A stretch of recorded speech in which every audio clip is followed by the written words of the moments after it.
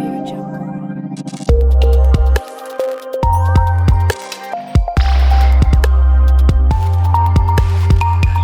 India TV9 news Maharashtra. बापाची कसाई असा थरकाप उडविणारी अत्यंत धक्कादायक आणि मन सुन्न करणारी घटना रविवारी ता 2 वडती ता चोपडा येथे उघडकीस आली. एका जन्मदात्या बापानेच मध्यरात्री गाढ झोपेत असलेल्या आपल्या 2 निष्पाप मुलांवर कुऱ्हाडीने सपासप वार केले.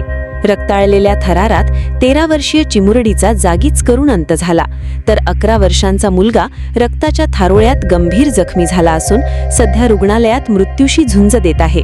त्याची प्रकृती अत्यंत चिंताजनक असल्याचे डॉक्टरांनी सांगितले.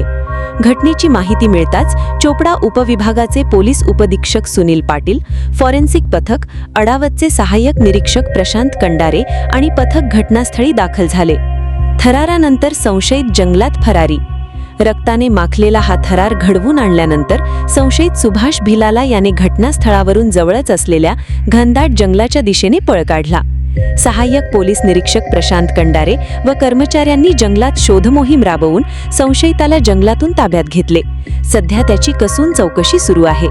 प्राथमिक तपासानुसार दोन्ही मुले घरात झोपली असताना त्यांच्यावर धारदार कुऱ्हाडीने वार करण्यात आले. या अमानुष कृत्यामागील नेमके कारण अद्याप स्पष्ट झालेले नाही. कौटुंबिक वाद, मानसिक स्थिती किंवा अन्य कोणते कारण या घटनेस कारणीभूत आहे का, याचा सर्व बाजूंनी पोलीस तपास करीत आहेत. अडावत पोलिसांनी घटनास्थळाचा पंचनामा करून आवश्यक पुरावे जप्त केले असून गुन्हा दाखल करण्याची प्रक्रिया सुरू आहे. सहाय्यक निरीक्षक प्रशांत कडारे तपास करीत आहेत.